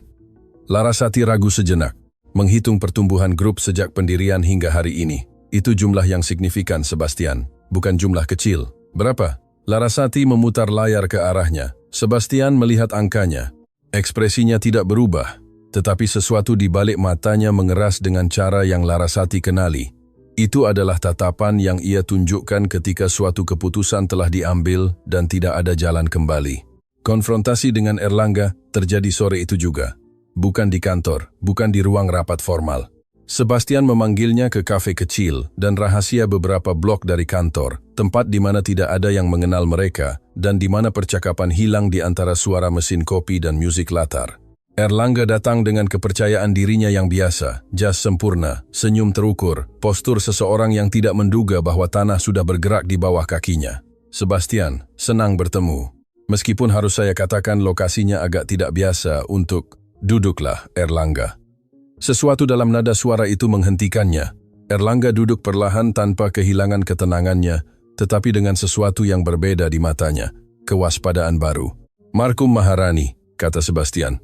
Keheningan yang mengikuti hanya berlangsung 2 detik, tetapi dalam 2 detik itu, Erlangga Pratama benar-benar mengkhianati dirinya sendiri, bukan dengan kata-kata, melainkan dengan momen keheningan mutlak yang dimiliki tubuh ketika mendengar sesuatu yang tidak ia duga dan belum tahu bagaimana harus bereaksi. Saya tidak tahu siapa yang Anda maksud. Anda tahu. Sebastian meletakkan di atas meja salinan kontrak asli yang berhasil Larasati pulihkan dari cadangan arsip. Anda menghapus namanya dari sistem. Anda menyuruh Rio untuk membangun kasus untuk memecat putrinya. Semua agar tidak ada yang menuntut apa yang menjadi haknya secara hukum. Erlangga melihat dokumen itu. Kemudian ia menatap Sebastian dan akhirnya dengan kelambatan yang hampir elegan ia melepaskan topengnya. Kontrak itu sudah bertahun-tahun. Ada cara hukum untuk. Saya tidak tertarik dengan apa yang bisa diargumentasikan oleh pengacara Anda, Sebastian memotongnya. Saya tertarik agar Anda menjawab satu hal. Apakah Vania Maharani tahu apa arti dokumen itu? Jeda. Belum. Erlangga menatapnya dengan dinginnya, sikap yang Sebastian sekarang lihat dengan jelas untuk pertama kalinya. Berapa kali ia telah salah mengira dinginnya sikap itu sebagai ketenangan, sebagai profesionalisme. Itu adalah kesalahan yang mahal. Sebastian, mari kita rasional. Grup ini bernilai seperti sekarang karena keputusan yang kita ambil bersama. Klaim semacam itu akan membuka litigasi, memengaruhi citra korporat, menciptakan preseden yang Anda berbicara tentang uang. Saya berbicara tentang seorang wanita yang datang menangis ke tempat kerja setelah semalam digawat darurat dengan ibunya yang sakit dan yang bertahan, manajernya mempermalukannya di depan semua orang karena ia takut kehilangan satu-satunya penghasilan yang menopang keluarganya. Sebastian mencondongkan tubuh ke depan. Itu Anda yang melakukannya, Erlangga. Setiap tekanan, setiap catatan palsu, setiap momen ketika ia meragukan dirinya sendiri, itu memiliki tanda tangan Anda. Erlangga tidak menjawab. Kemitraan di antara kita berakhir, kata Sebastian. Syarat-syaratnya akan Anda terima melalui pengacara saya. Dan Rio Suryo meninggalkan langit emas hari ini. Anda tidak bisa begitu saja, sudah saya lakukan. Sebastian bangkit, mengambil kopinya yang tidak ia sentuh, dan sebelum menjauh ia berhenti sejenak. Yang paling menyedihkan dari semua ini, katanya tanpa berbalik sepenuhnya, adalah jika Anda sejak awal melakukan yang benar, semua ini tidak akan terjadi. Grup ini cukup besar. Ada ruang untuk keadilan, tetapi Anda memilih jalan yang lebih kecil. Ia keluar dari kafe tanpa menoleh. Rio menerima pemberitahuan pemutusan hubungan kerjanya sore itu juga melalui Larasati dengan semua dokumen yang rapi. Tidak ada drama, tidak ada konfrontasi dramatis, hanya sebuah amplop, sebuah tanda tangan, dan kepergian diam-diam yang tidak pantas mendapat perhatian lebih dari itu. Tetapi sebelum Rio meninggalkan fasilitas, Tono melihatnya melintasi aula untuk terakhir kalinya, dan ia adalah satu-satunya yang menyadari sesuatu yang tidak akan diperhatikan orang lain. Rio melewati meja tempat Vania melayani beberapa pelanggan. Ia berhenti sesaat. Ia menatapnya dan Vania, tanpa tahu apa-apa tentang apa yang terjadi, membalas tatapannya. Bukan dengan ketakutan, untuk pertama kalinya, tanpa ketakutan, seolah ada sesuatu di udara yang memberitahunya bahwa sesuatu telah berubah, bahwa beban yang telah ia pikul begitu lama, akhirnya mulai terangkat. Rio melanjutkan jalannya menuju pintu keluar dan tidak kembali. Malam itu, ketika restoran tutup dan pelanggan terakhir pergi, Sebastian meminta berbicara dengan Vania. Ia masuk ke ruangan kecil yang mereka gunakan untuk rapat staf dengan postur yang sudah menjadi ciri khasnya. Punggung tegak, tatapan tenang, sikap orang yang terbiasa bahwa percakapan dengan figur otoritas berarti masalah. Sebastian menatapnya sejenak sebelum berbicara. Sudah berapa lama Anda bekerja di sini? Beberapa tahun, jawabnya hati-hati. Dan selama ini, apakah ada yang pernah memberitahu Anda siapa yang mendirikan restoran ini? Vania sedikit mengerutkan kening. Bapak Ardiansyah, saya tahu itu. Mengapa? Dan apakah Anda tahu siapa yang bekerja dengannya untuk membangunnya? Keheningan yang mengikuti berbeda dari semua keheningan sebelumnya dalam cerita ini, karena pada saat itu sesuatu dalam ekspresi Vania berubah. Bukan secara tiba-tiba, melainkan seperti ketika seseorang mendengar kata yang tidak ia duga, dan pikirannya mulai berlari lebih cepat daripada kemampuannya untuk menyembunyikannya. Mengapa Anda menanyakan itu? Katanya dengan suara pelan. Sebastian meletakkan salinan kontrak Markum Maharani di atas meja. Vania melihatnya, dan dunia baginya berhenti berputar seperti biasa. Ada jenis keheningan yang bukan kekosongan. Itu adalah keheningan seseorang yang baru saja menerima kebenaran begitu besar. sehingga tubuh membutuhkan waktu sejenak untuk memutuskan bagaimana memikulnya. Itu bukan kebingungan, bukan ketidakpercayaan, itu sesuatu yang lebih dalam, lebih tua. Seperti ketika seseorang mendengar sesuatu yang jauh di lubuk hati selalu ia tahu, tetapi tidak pernah memiliki kata-kata untuk menamainya. Vania menatap kontrak itu selama waktu yang tidak diukur oleh siapapun. Matanya menjelajahi baris-baris itu dengan konsentrasi orang yang tidak ingin melewatkan satu kata pun. Tangannya memegangnya dengan hati-hati, seolah kertas itu bisa robek, seolah kebenaran yang terkandung di dalamnya bisa hilang jika ia melepaskannya. Sebastian tidak berbicara. Ia telah belajar selama bertahun-tahun bahwa ada saat-saat yang tidak membutuhkan kata-kata, bahwa hal terbaik yang bisa dilakukan seseorang untuk orang lain dalam beberapa saat adalah hanya berada di sana tanpa mengisi udara dengan suara yang tidak perlu. Akhirnya, Vania mengangkat pandangannya. "Ibu saya menemukan ini tadi malam," katanya dengan suara tenang.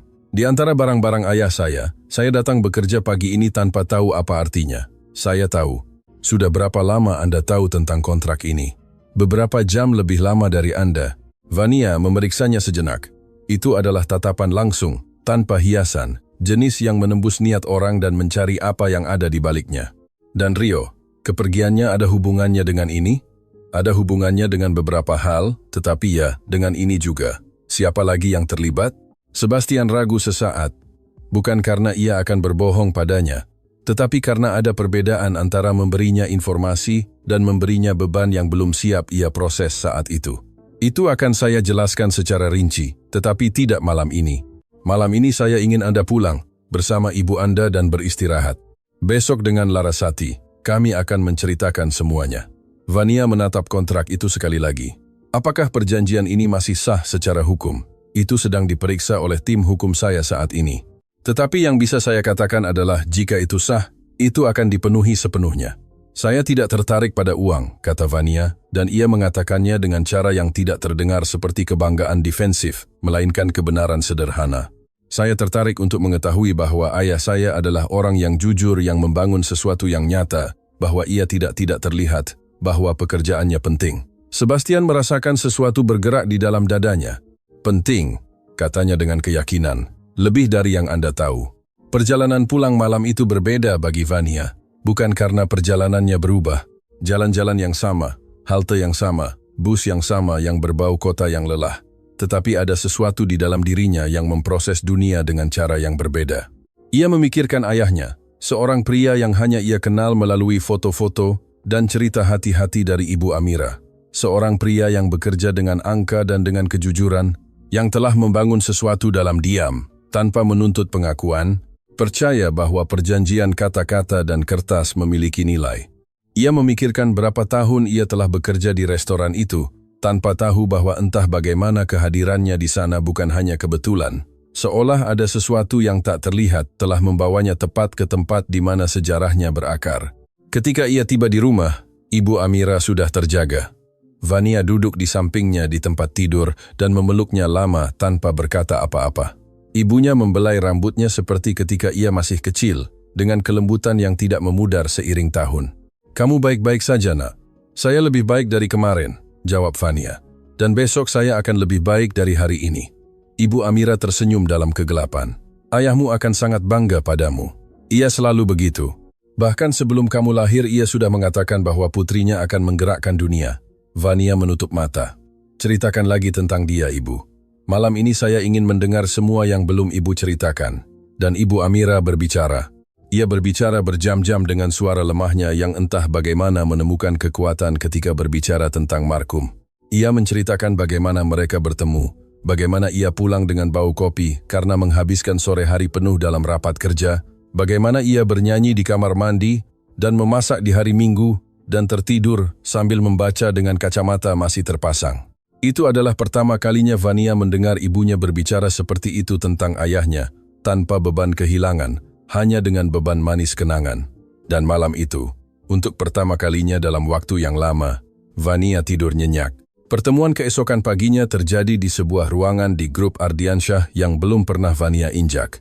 Itu adalah lantai korporat yang sama sekali berbeda dari restoran, sunyi, rapi, dengan jendela yang menampilkan kota dari ketinggian yang mengubah perspektif segalanya. Larasati menyambutnya dengan kehangatan tulus dan menawarkan kopi sebelum mereka memulai. Ada sesuatu pada koordinator itu yang langsung dicatat Vania. Ia adalah wanita yang melakukan pekerjaannya dengan presisi, tetapi tidak kehilangan kemampuan untuk melihat orang sebagai manusia. Sebastian tiba tepat waktu, dan tanpa basa-basi yang tidak perlu, mereka menghabiskan hampir 1 jam menjelaskan semuanya kepada Vania. Pola catatan palsu, catatan yang dihapus, pesan antara Rio dan nomor eksternal, akses ke berkas, dan akhirnya nama yang menghubungkan semuanya. Erlangga Pratama. Vania mendengarkan tanpa menyela. Ekspresinya bukan skandal atau kemarahan. Itu adalah pemahaman yang tenang dan berat dari orang yang akhirnya mengerti mengapa ia merasakan sakit yang tidak pernah ia bisa namai. Setiap kali saya mengangkat tangan, setiap kali saya menyelesaikan sesuatu dengan baik, katanya pelan. Dia takut saya akan menemukan sesuatu. Ya, Larasati mengkonfirmasi. Dan Rio adalah alatnya untuk mengeluarkanku sebelum itu terjadi. Tepat sekali. Vania menatap tangannya di atas meja. Tangan yang sama yang telah memegang nampan, melayani meja, menopang ibunya di malam-malam sulit dan membalik halaman kursus yang ia pelajari dalam diam. Dan kontrak ayah saya, apa kata tim hukum? Sebastian dan Larasati bertukar pandang sejenak. Itu sah, kata Sebastian. Bukan tanpa proses. Akan ada langkah-langkah hukum yang harus diikuti, dan itu membutuhkan waktu. Tetapi dokumen itu asli, tanda tangan terverifikasi, dan tidak ada argumen hukum yang kuat untuk membatalkannya. Sekarang catatan yang dihapus juga didokumentasikan sebagai bukti manipulasi yang disengaja. Vania menarik napas perlahan. Berapa lama prosesnya? Minggu, mungkin sedikit lebih lama, tetapi hasilnya pada titik ini praktis tidak dapat dihindari. Terjadi keheningan. Kemudian Vania mengajukan pertanyaan yang tidak diharapkan Sebastian. Mengapa Anda melakukan ini? Ia menatapnya. Itu yang benar. Orang melakukan yang benar ketika tidak merugikan mereka. Ini merugikan Anda seorang mitra, seorang manajer, proses hukum. Mengapa? Sebastian butuh waktu sejenak untuk menjawab. Karena saya juga pernah tidak terlihat, katanya akhirnya. Karena saya tahu bagaimana rasanya bekerja dengan semua yang Anda miliki dan seseorang memutuskan bahwa itu tidak cukup. Dan karena pada hari saya berhenti tidak terlihat, itu bukan karena seseorang memberikannya kepada saya, itu karena seseorang melihat apa yang bisa saya lakukan dan memutuskan untuk tidak mengabaikannya. Vania menatapnya cukup lama. Siapa orang itu?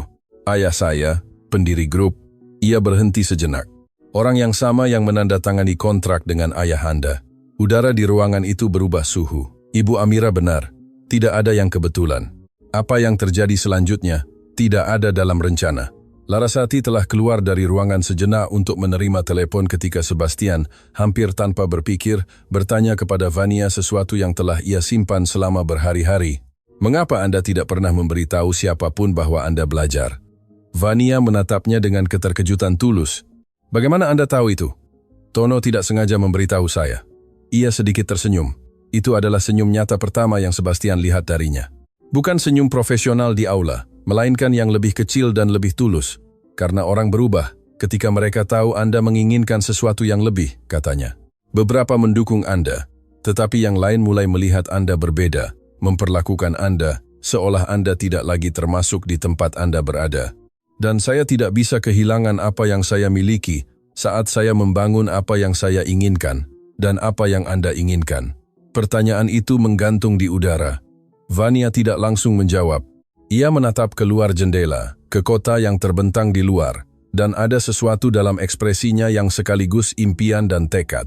Saya ingin mengelola tempat seperti ini, katanya dengan kesederhanaan yang membuatnya terdengar sangat mungkin. Bukan karena gelarnya, tetapi karena saya tahu saya bisa melakukannya lebih baik dari yang pernah saya lihat dilakukan. Saya tahu apa yang salah dari dalam. Saya tahu apa yang dibutuhkan karyawan untuk memberikan yang terbaik. Saya tahu apa yang dicari pelanggan, meskipun mereka tidak tahu bagaimana mengatakannya. Saya telah mempelajarinya dari tempat di mana tidak ada yang memperhatikan Anda, dan itu terkadang merupakan tempat terbaik untuk mempelajari segalanya.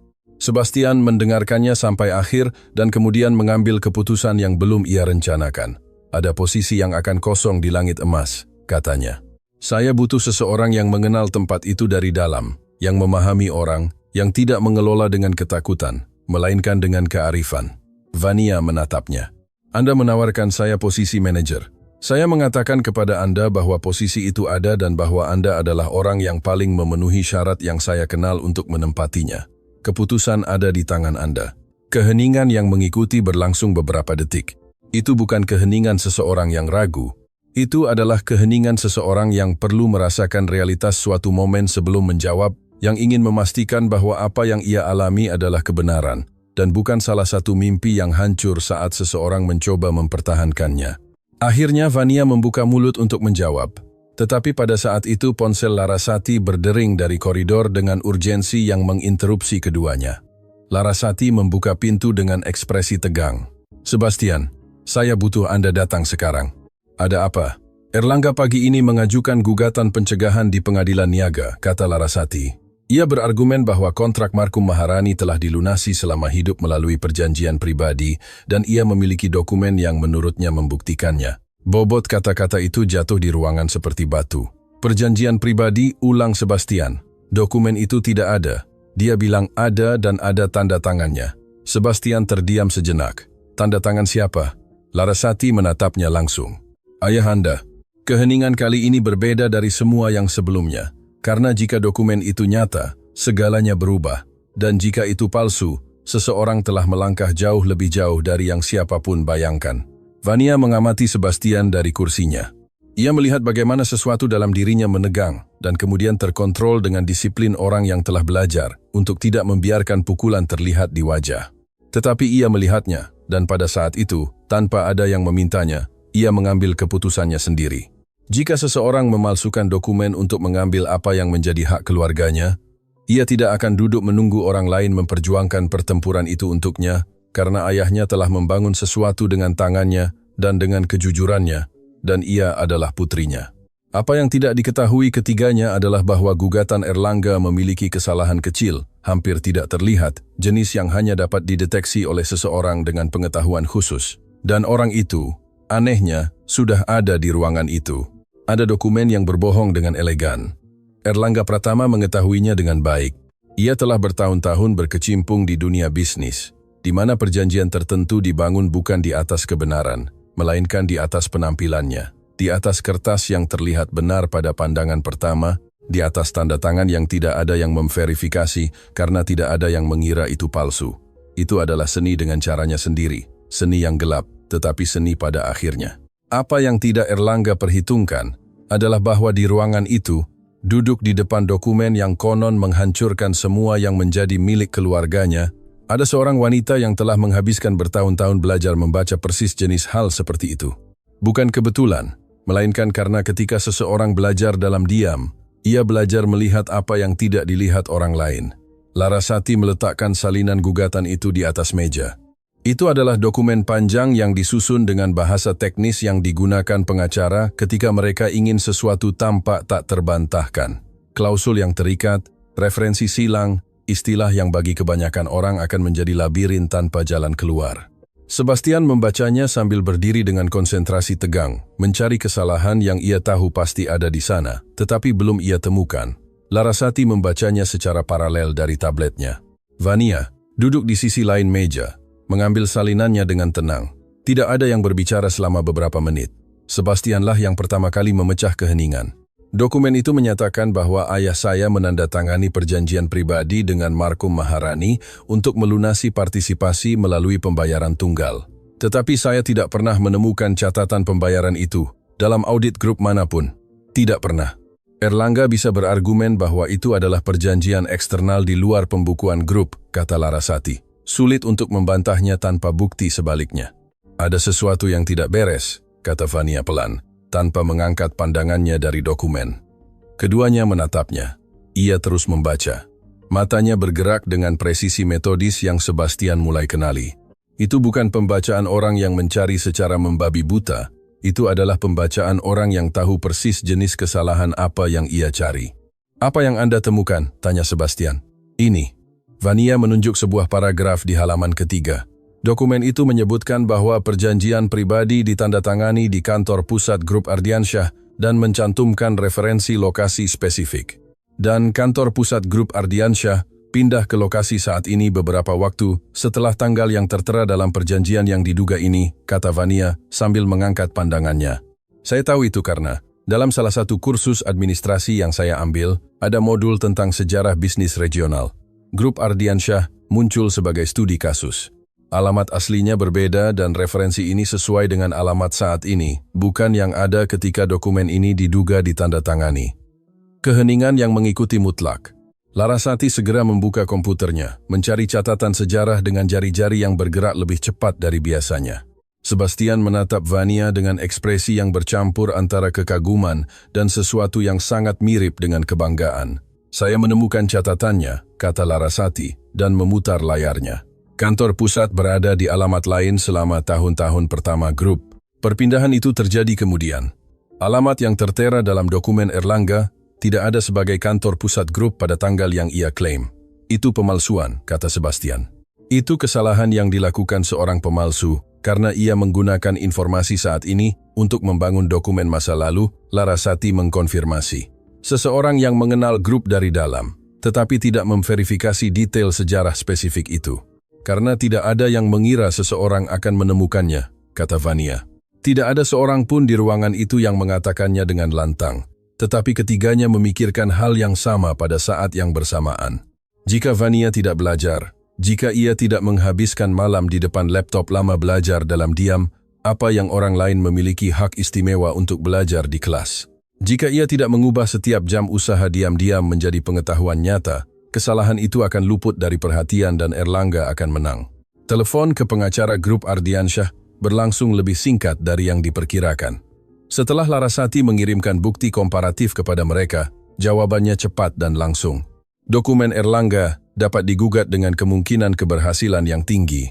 Kesalahan alamat yang dikombinasikan dengan catatan manipulasi sistem yang sudah mereka dokumentasikan membangun kasus yang sulit untuk menahan tinjauan yudisial.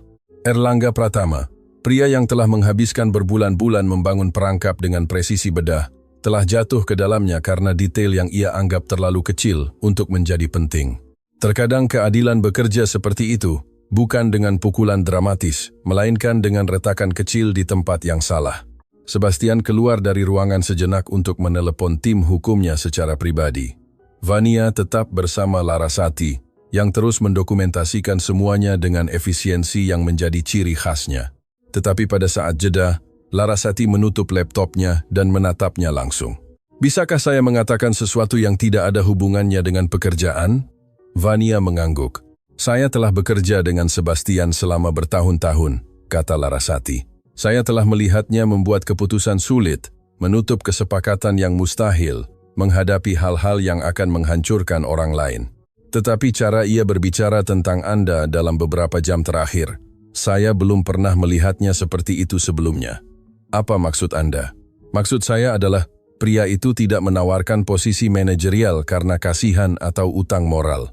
Apa yang ia tawarkan kepada Anda kemarin ia lakukan, karena ia benar-benar percaya bahwa Anda adalah orang yang tepat dan Sebastian hampir tidak pernah salah dalam hal itu. Vania menatap tangannya di atas meja. Saya takut menerima sesuatu yang begitu besar dan gagal. Dan apakah Anda takut untuk tidak menerimanya dan bertanya-tanya sepanjang hidup Anda apa yang akan terjadi? Jeda panjang. Ketakutan itu lebih besar, Vania mengakui dengan suara pelan. Larasati tersenyum. Kalau begitu Anda sudah punya jawaban. Sebastian masuk kembali ke ruangan dengan konfirmasi bahwa proses hukum sedang berjalan. Ia duduk di depan Vania dengan ketenangan yang merupakan keadaan alaminya ketika hal-hal tersulit sudah diputuskan. Sebelum kita melanjutkan dengan semua yang lain, katanya, ada pertanyaan yang belum terjawab dari kemarin. Vania menatapnya. Saya terima, katanya sederhana. Sebastian mengangguk tanpa melebih-lebihkan, tanpa pidato. Seolah jawaban itu adalah persis apa yang dibutuhkan tempat itu sejak lama dan baru saja terlambat datang. Ada hal lain yang ingin Anda ketahui, katanya. Tentang ayah saya, Vania menunggu. Bapak Aurelio Ardiansyah mendirikan grup ini dengan dua hal, visi dan orang-orang yang ia percayai. Markum Maharani adalah salah satunya.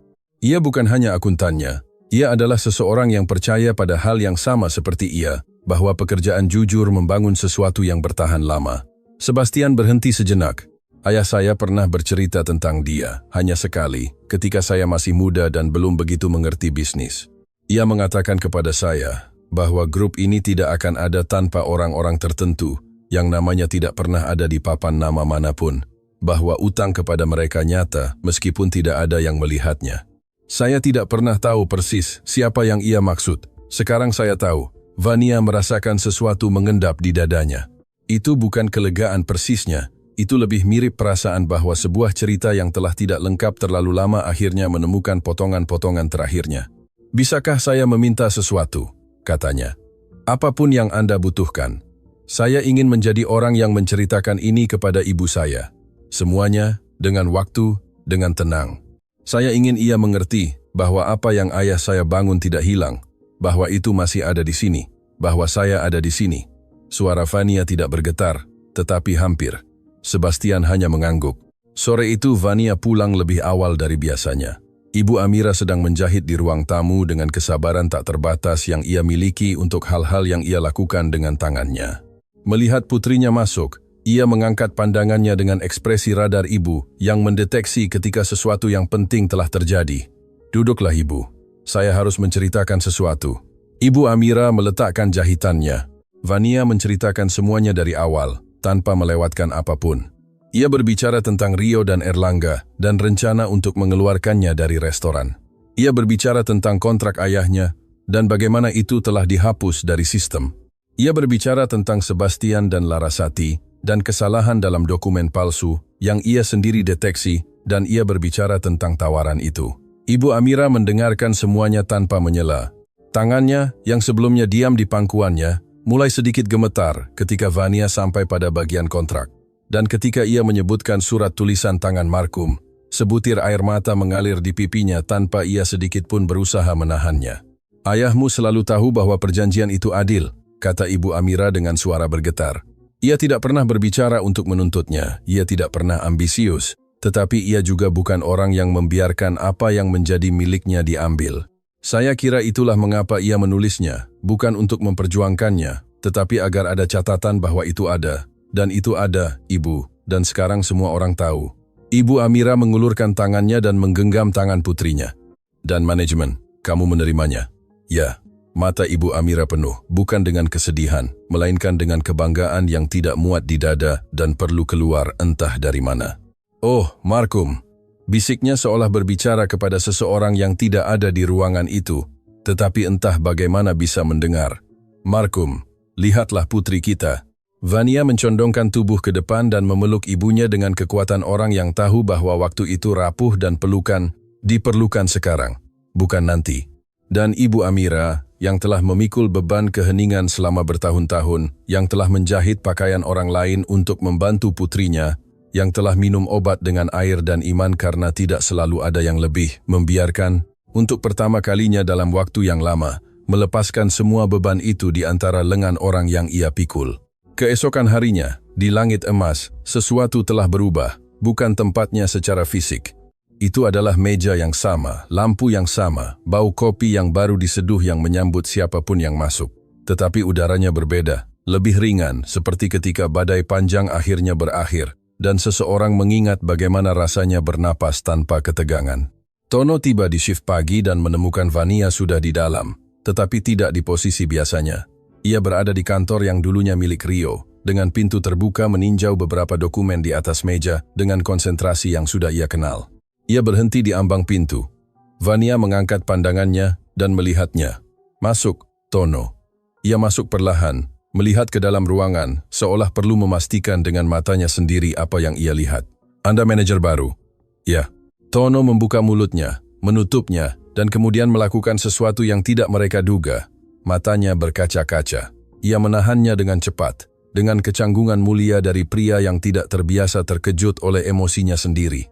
"Maaf," katanya dengan suara serak. "Anda sudah begitu lama menahan hal-hal yang tidak Anda layak dapatkan. Dan Anda membantu saya," Vania memotongnya. "Kertas kecil yang Anda berikan kepada Bapak Ardiansyah malam itu lebih penting dari yang Anda kira." Tono mengangguk menatap lantai. "Saya hanya melakukan apa yang seharusnya saya lakukan sebelumnya. Terkadang waktu yang tepat tidak datang lebih awal, itu datang ketika ia datang, dan Anda tidak gagal ketika itu penting." Tono mengangkat pandangannya. "Apakah saya akan tetap bekerja di sini?" Vania menatapnya dengan ekspresi langsung yang merupakan caranya mengatakan hal-hal penting. Pelayan terbaik di restoran ini tidak akan kemana-mana. Dan jika suatu hari Anda menginginkan sesuatu yang lebih, pintu kantor ini akan selalu terbuka untuk Anda. Tono mengangguk, menarik napas, dan keluar ke aula untuk mempersiapkan shiftnya dengan langkah ringan yang telah berbulan-bulan tidak ia rasakan. Sebastian tiba di langit emas setelah tengah hari. Ia tidak datang untuk menginspeksi. Ia tidak membawa agenda atau daftar tugas. Ia datang karena ia ingin melihat tempat itu dengan mata yang berbeda dari beberapa minggu terakhir, tanpa penyamaran, tanpa investigasi, hanya sebagai pemilik restoran yang akhirnya merasa bahwa itu ada di tangan yang baik. Ia menemukan Vania sedang berbicara dengan tim dapur.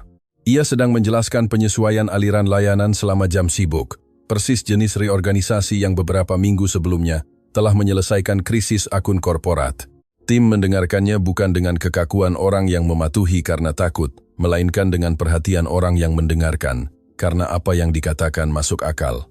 Sebastian berdiri di ambang pintu dapur tanpa masuk.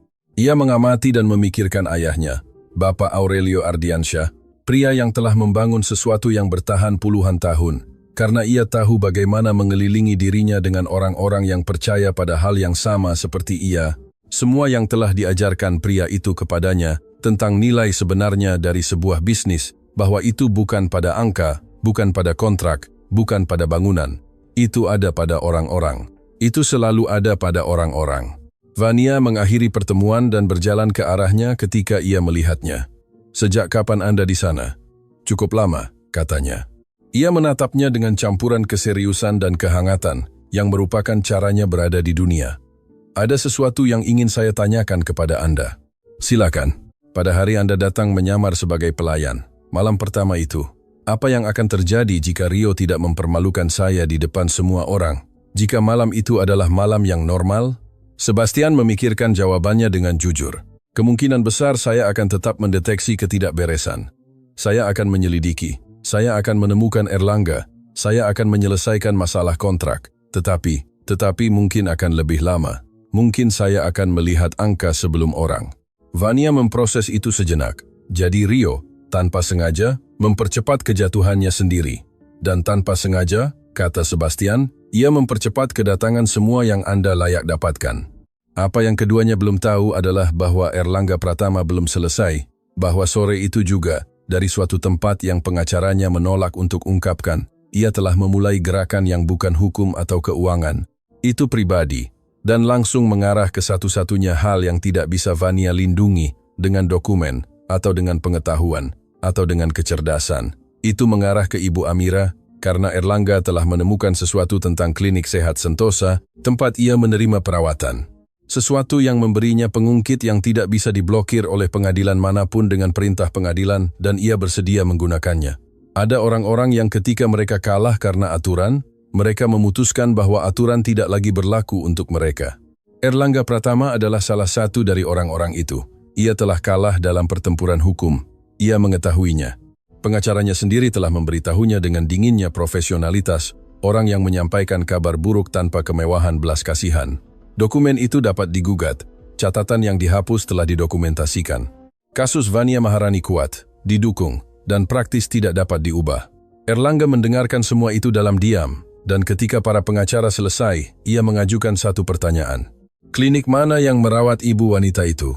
Telepon berdering di ponsel Vania di tengah pagi saat ia memeriksa shift karyawan di kantor barunya. Itu adalah nomor yang tidak ia kenali. Ia tetap menjawab. Suara di ujung telepon adalah suara seorang pria yang tenang, hampir ramah, jenis ketenangan yang dibangun secara artifisial agar kerugian yang datang selanjutnya terasa lebih sakit. Nona Maharani, saya hanya ingin Anda tahu bahwa klinik sehat Sentosa memiliki utang yang belum lunas kepada dana investasi swasta, utang yang akan jatuh tempo dalam beberapa hari. Jika dana itu memutuskan untuk tidak memperpanjang jangka waktu, klinik harus menghentikan operasi sementara, termasuk perawatan yang sedang berjalan. Vania terdiam. Siapa Anda? Seseorang yang memberi Anda kesempatan untuk menyelesaikan ini dengan cara sederhana. Tarik klaim Anda atas kontrak ayah Anda. Tanda tangani pengunduran diri dari partisipasi apapun di grup Ardiansyah dan dana akan memperpanjang jangka waktu tanpa masalah. Anda mengancam kesehatan ibu saya agar saya melepaskan apa yang menjadi hak saya secara hukum. Saya menggambarkan situasi keuangan yang dapat diselesaikan dengan berbagai cara. Keputusan ada di tangan Anda. Panggilan itu terputus. Vania tetap memegang telepon di tangannya. Ruangan sedikit berputar di sekelilingnya. Perasaan fisik yang datang ketika ketakutan dan kemarahan bercampur dalam proporsi yang sama dan tubuh tidak tahu bagaimana memprosesnya. Ia memikirkan ibunya, botol obat di atas meja nakas, napas tipis dan rapuh yang ia pelajari untuk mendengarnya, dengan telinga orang yang tahu bahwa itu adalah suara yang bisa berubah.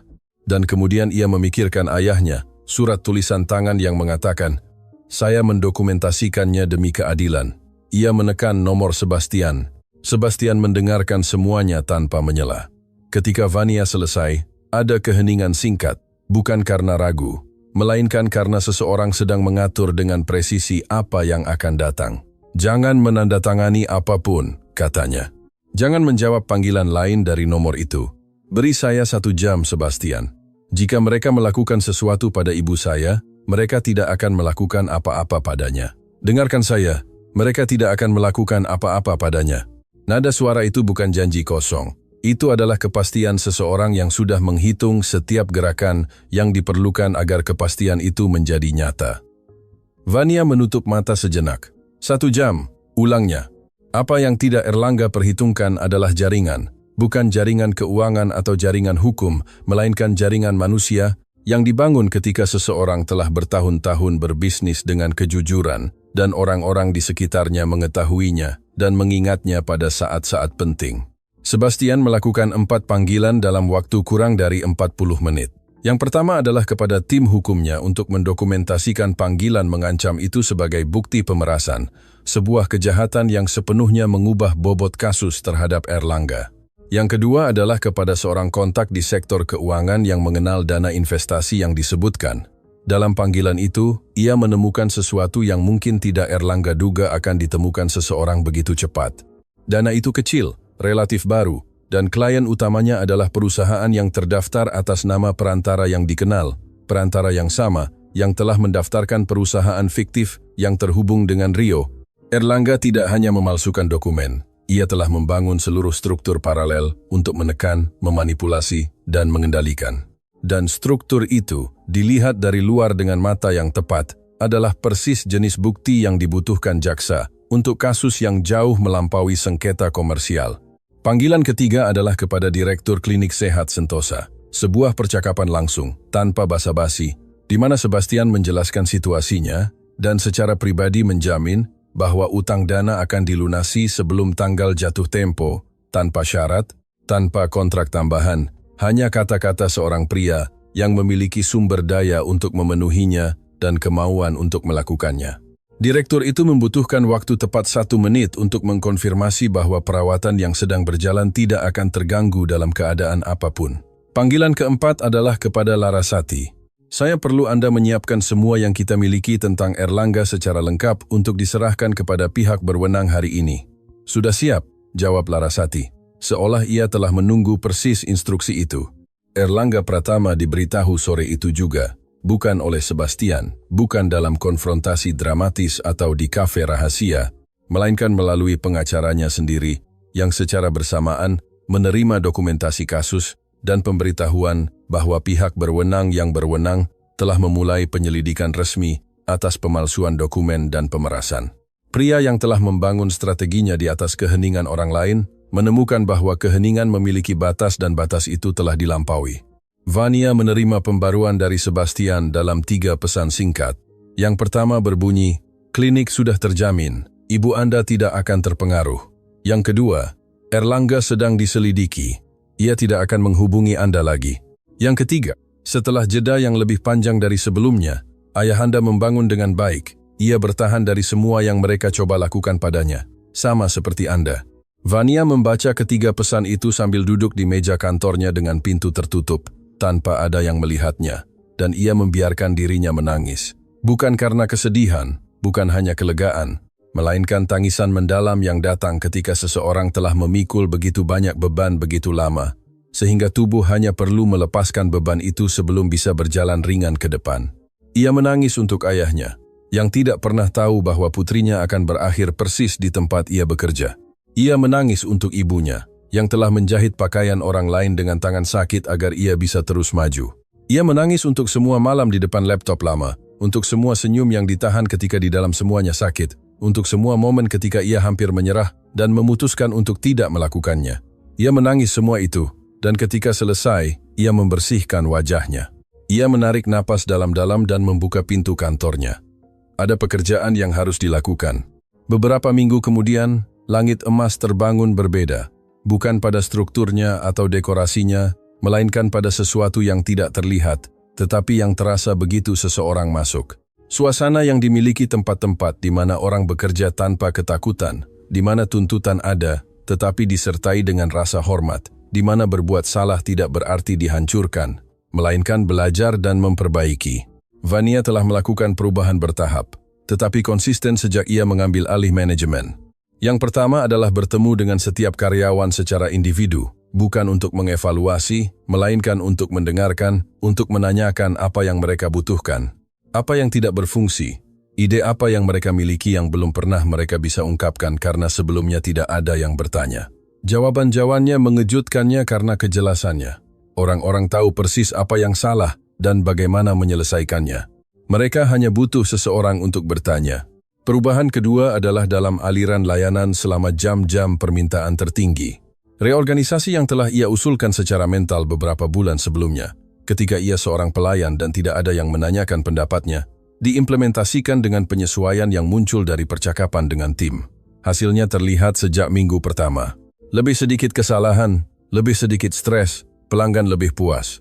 Yang ketiga adalah menciptakan ruang di mana karyawan dapat melaporkan situasi tidak nyaman tanpa takut akan pembalasan. Bukan kotak saran anonim, melainkan percakapan nyata, dengan tindak lanjut nyata, dengan konsekuensi nyata jika diperlukan.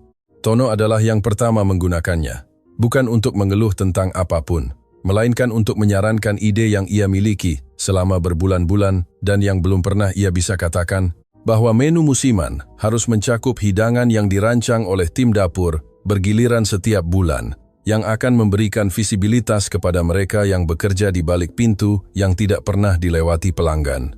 Vania menerapkan ide itu dalam waktu kurang dari 2 minggu. Hidangan pertama yang dirancang oleh tim adalah yang paling banyak dipesan bulan itu. Proses hukum berjalan lancar, dengan kekokohan yang Larasati bangun sejak awal. Kontrak Markum Maharani divalidasi secara resmi. Partisipasi yang menjadi haknya dihitung dengan bunga dari waktu yang telah berlalu, mewakili angka yang Vania terima bukan dengan euforia, melainkan dengan ketenangan orang yang mengerti bahwa uang itu bukan hadiah atau keberuntungan. Itu adalah keadilan yang tertunda. Itu adalah pengakuan bahwa ayahnya pernah ada, telah bekerja, telah membangun sesuatu yang nyata. Ia mengalokasikan sebagian untuk sepenuhnya menutupi perawatan medis Ibu Amira dengan akses ke spesialis yang sebelumnya di luar jangkauannya. Bagian lain ia investasikan dalam sesuatu yang ia bayangkan selama malam-malam di depan laptop lama, dana beasiswa untuk kaum muda yang ingin belajar administrasi dan manajemen bisnis tanpa sumber daya untuk melakukannya secara formal. Ia menamainya beasiswa Markum Maharani. Ketika Larasati mengetahuinya, ia membutuhkan beberapa detik untuk membalas pesan itu. Ia hanya menulis, itu persis apa yang akan ia lakukan. Malam pembukaan kembali langit emas tiba dengan energi yang belum pernah dirasakan oleh siapapun yang bekerja di sana sebelumnya. Itu bukan pembukaan kembali fasad. Itu adalah perayaan nyata bahwa sebuah tempat telah memulihkan jiwanya, bahwa orang-orang yang menopangnya dari dalam akhirnya bisa bekerja dengan martabat yang selalu mereka layak dapatkan. Sebastian datang tanpa pemberitahuan, seperti kebiasaannya. Ia menemukan restoran penuh. Bukan dengan kepenuhan dingin tempat di mana orang pergi untuk melihat dan dilihat, melainkan dengan kepenuhan hangat tempat di mana orang pergi, karena mereka merasa nyaman di dalamnya.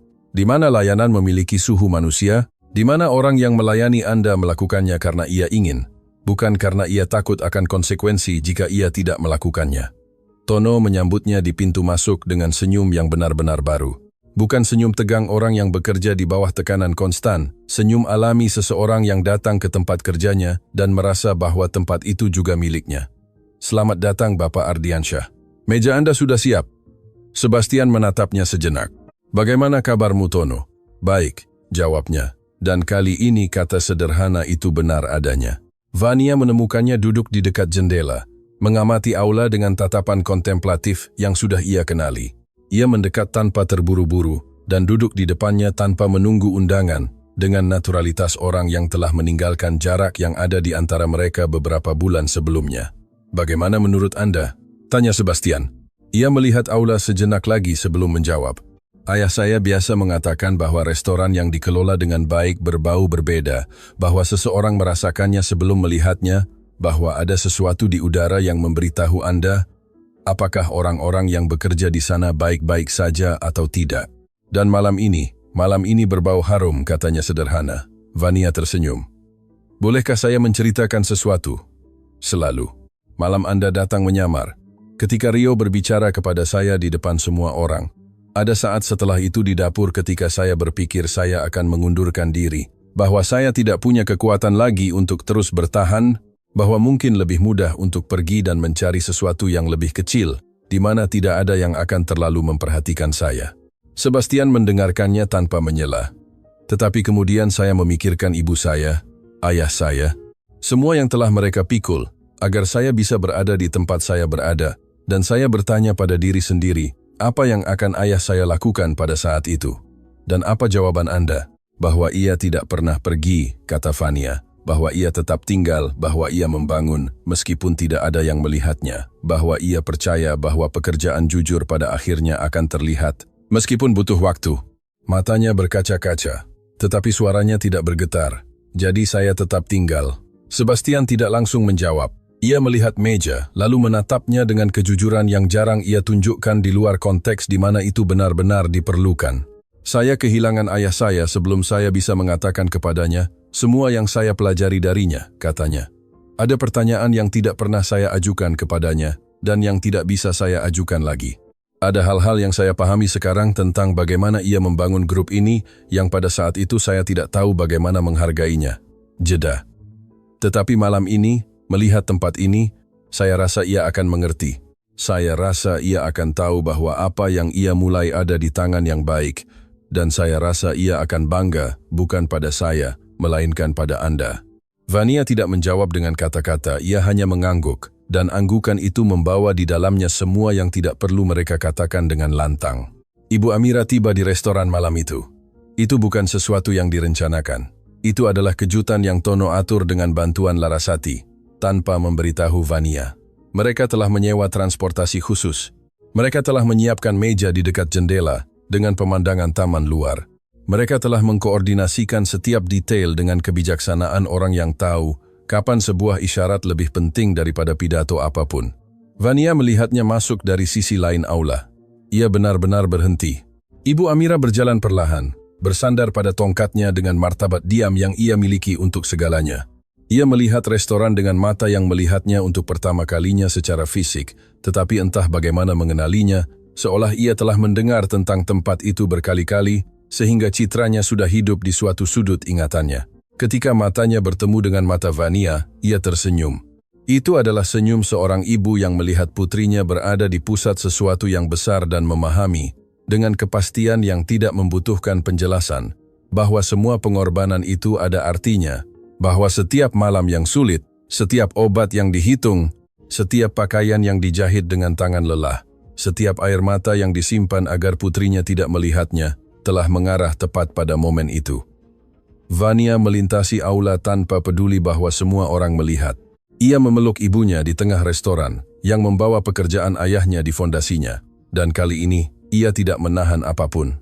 Mereka menangis bersama tanpa rasa malu, tanpa berusaha menyembunyikan, dengan kebebasan orang yang telah bertahan begitu banyak, sehingga mereka tidak lagi takut untuk menunjukkan diri sebagai manusia di depan dunia. Tono, dari pintu masuk berbalik ke dinding sesaat. Larasati, dari sudut, diam-diam mengeluarkan sapu tangan. Sebastian, dari mejanya di dekat jendela, melihat keluar, ke taman yang terang dan tersenyum.